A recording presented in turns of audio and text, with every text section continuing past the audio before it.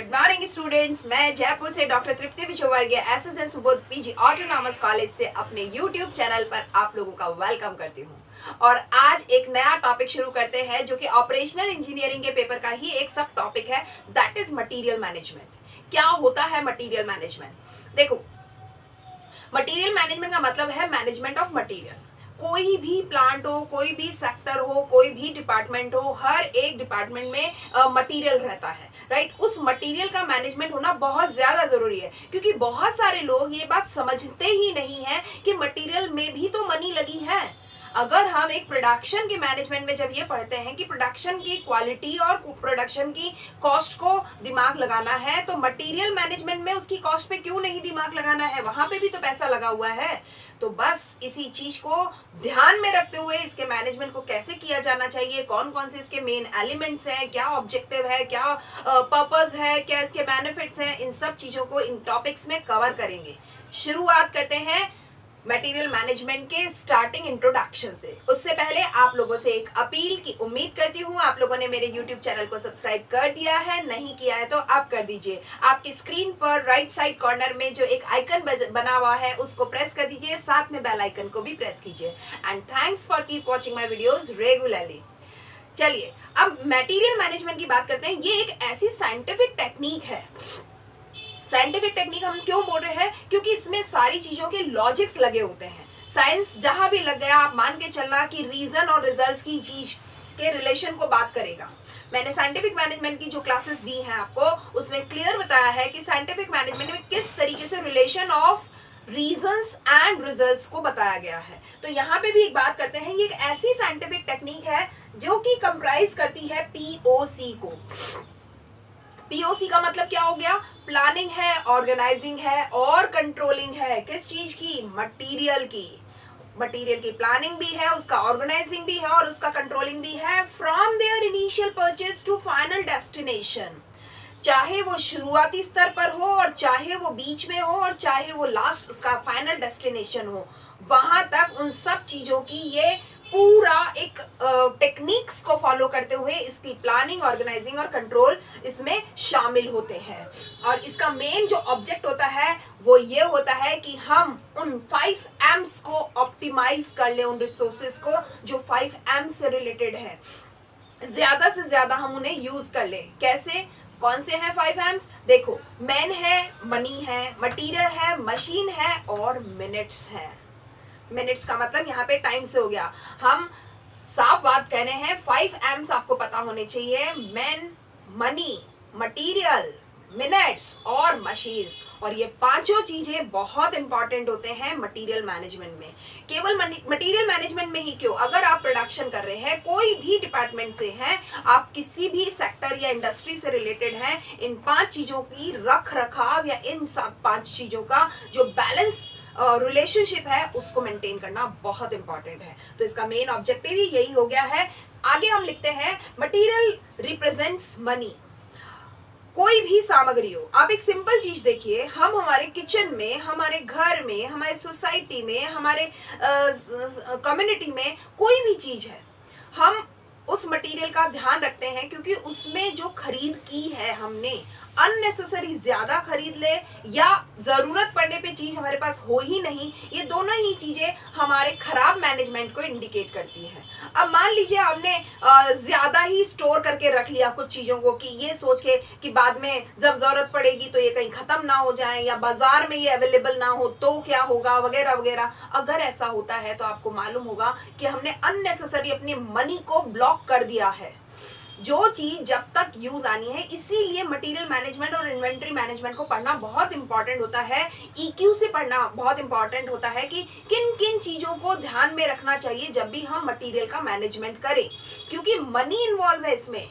Unnecessary money का block करना एक अच्छा मैनेजमेंट नहीं कहा जाता। तो आगे बात करता है, इट हैव इंटर रिलेशनशिप। ये जो मनी और मटेरियल है ना, इन दोनों का आपस में बहुत ही पास का, नजदीक का क्लोज रिलेशनशिप है। पैसा है तभी हम सामग्री खरीदेंगे, सामग्री है तो पैसा उसमें ब्लॉक हुआ है। लेकिन एक तो ब्लॉक हुआ है, एक यूज हुआ है, दो अलग अलग वर्ड है। तो ब्लॉक होने का मतलब है अननेसेसरी आपने परचेस किया है, जो कि हो सकता है टाइम आने पर वो चीज खराब ही हो गई हो, उसको स्टोर करने में आपने अननेसेसरी और खर्चा कर दिया हो, उसके मेंटेन करने के लिए और ज्यादा खर्चे कर दिए हो गए हो, तो इस तरीके से आपने पैसे को बहुत ज्यादा ब्लॉक कर दिया होगा। और अगर पैसा ना हो तो एक क्वालिटी प्रोडक्ट नहीं खरीदा जा सकता, एक क्वालिटी मटेरियल नहीं खरीदा जा सकता। तो ये दोनों चीजें बहुत ही इंटर रिलेट करती हैं, इसके लिए एक स्मार्ट मैनेजमेंट की जरूरत होती है। तो जरा इसी को पढ़ते हैं कि क्या है। तो अगर बात करें कि मटेरियल मैनेजमेंट क्या होता है, इसको ये कह सकते हैं, ये कोई भी इक्विपमेंट हो, अपार्टस हो या कोई भी सप्लाई हो जो कि यूज की जाती हो उस ऑर्गेनाइजेशन में किसी भी सर्विस को रेंडर करने के लिए, और इसका ये मेन पर्पस होना चाहिए कि इससे सर्विस रेंडरिंग होगा, यानी इससे सर्विस अवेल की जाएगी। उन सब चीजों को हमने मटेरियल कहा है। जैसे अगर एक सिंपल बात करूं, what I am giving you a lecture, तो इस समय मेरे लिए मटेरियल क्या है? मेरे लिए मटेरियल है मेरा बोर्ड, मेरा मार्कर, मेरा टाइम, मेरा एनर्जी, ये सारी चीजें, वो नेटवर्क का कनेक्शन, वो वीडियो का कैप्चरिंग, वो quality of video, quality of knowledge, quality of class, ये सारी चीजें मेरे लिए मटेरियल है।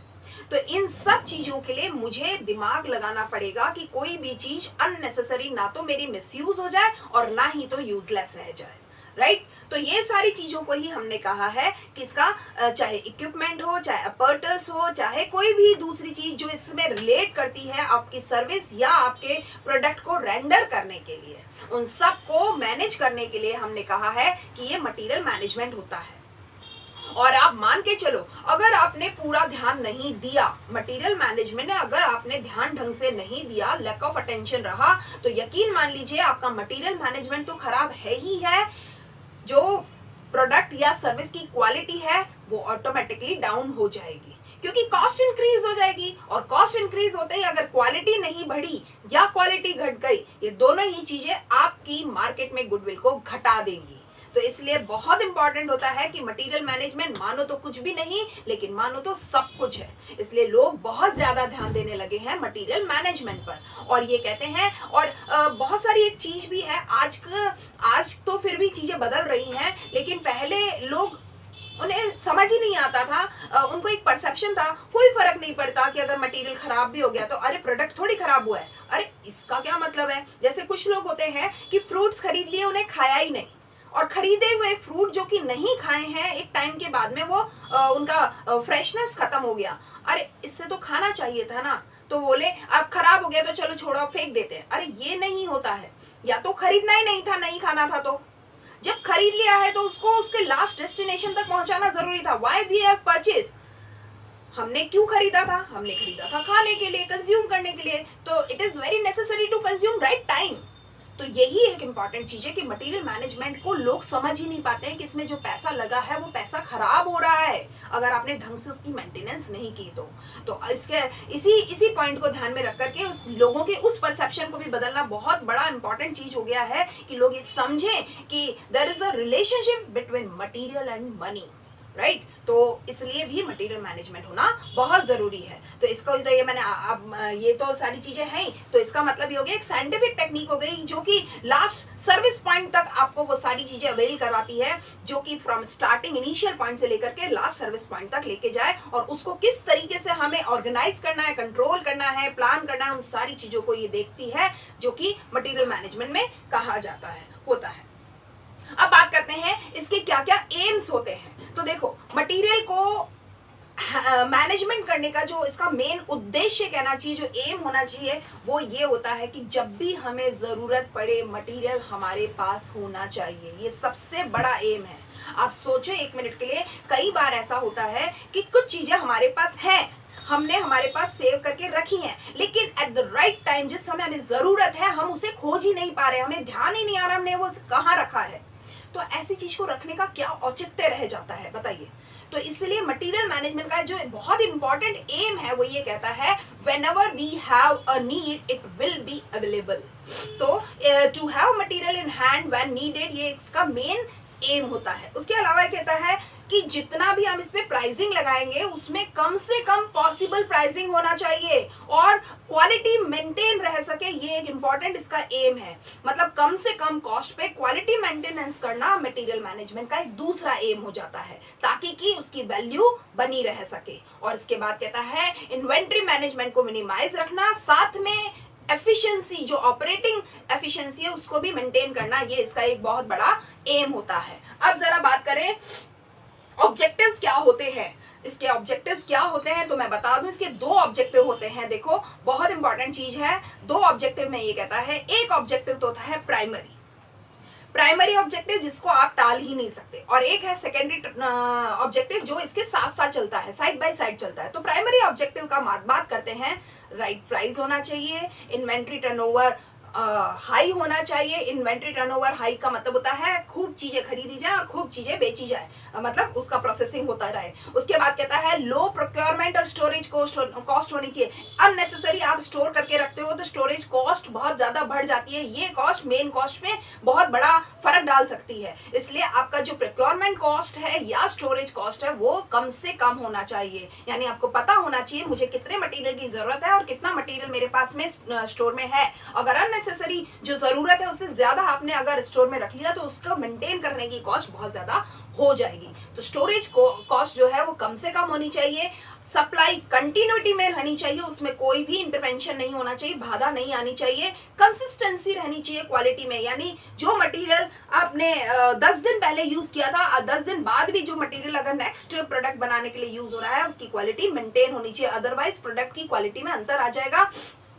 तो जो मटेरियल की क्वालिटी है वो मेंटेन रहनी चाहिए, कंसिस्टेंट रहनी चाहिए। इसके अलावा कहता है सप्लायर के साथ में आपका रिलेशन बहुत बेहतरीन होना चाहिए, क्योंकि कभी कभी ऐसा हो सकता है कि कुछ मार्केट में प्रॉब्लम हो, प्राइसिंग में कुछ डिफरेंसेस आ जाए, आपके पास में पैसे की अवेलेबिलिटी में कोई चेंजेस हो सकता है। तो अगर आपके एक अच्छे रिलेशन होते हैं तो आपका सप्लायर और आपका रिलेशन बहुत बेहतरीन रहता है और सप्लाई कंसिस्टेंट बनी रहती है।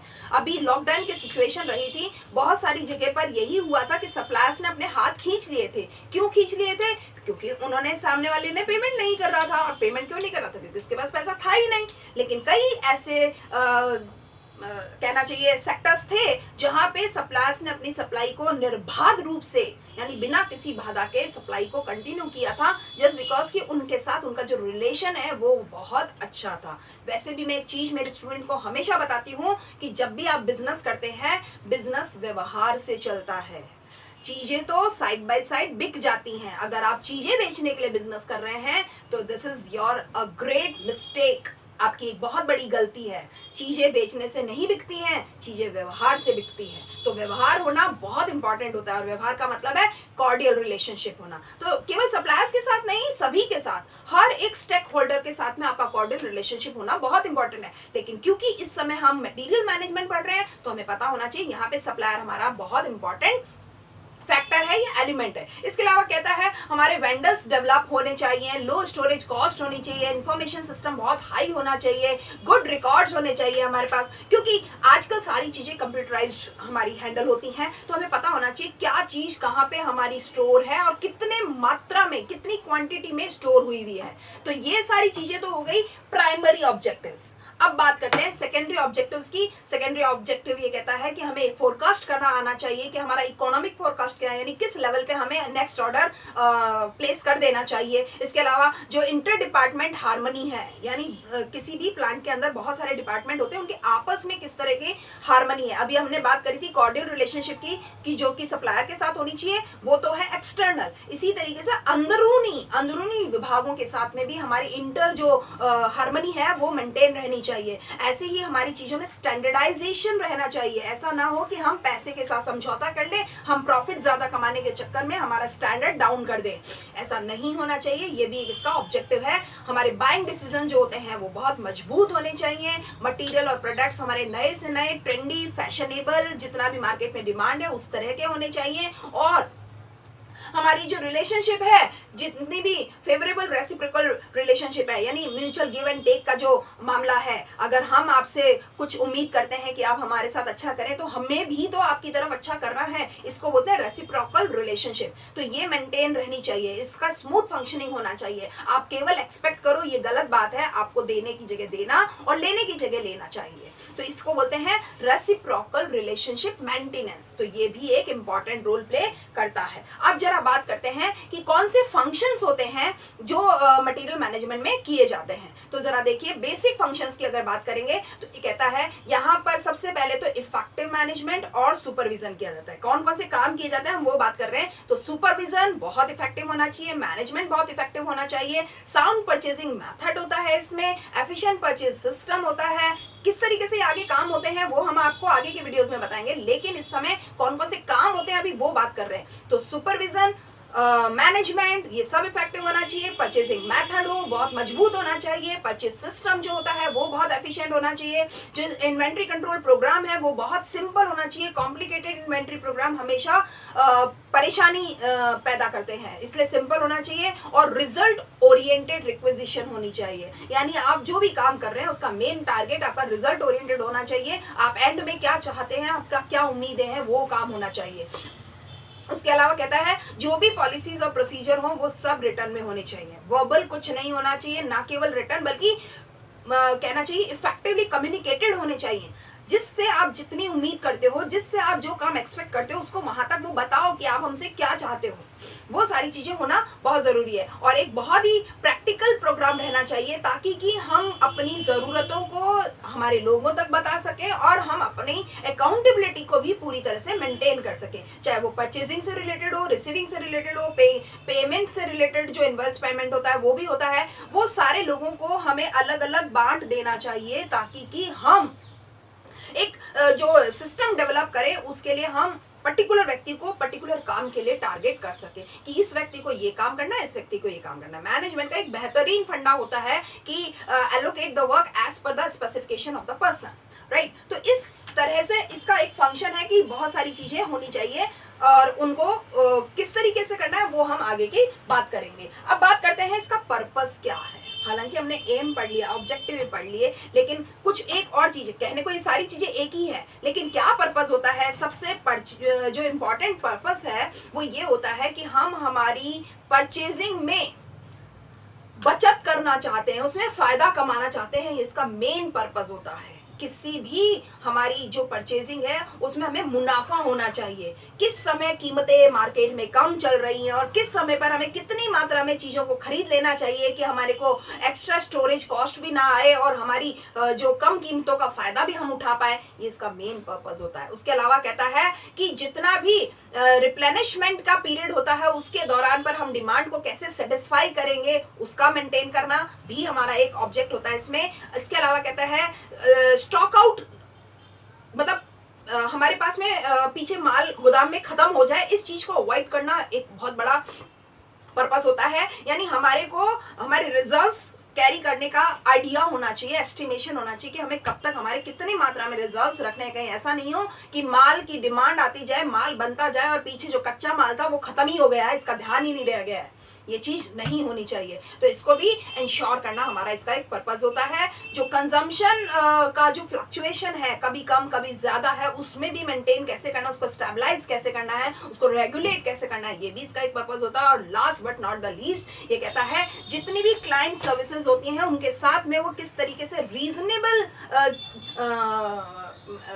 बिहेवियर प्रोवाइड करेंगे, वो भी इसका एक पर्पस होता है। तो इस तरीके से हमने कहकर के एक और चीज बात करते हैं कि ये कहता है इसका जो मेन पर्पस अगर बात कर रहे हैं, राइट मटेरियल होना चाहिए, राइट मटेरियल होना चाहिए। और राइट मटेरियल कहां पे होना चाहिए? At right time, RT, at right price, RP, in right quantity, RQ, at right quality, RQ।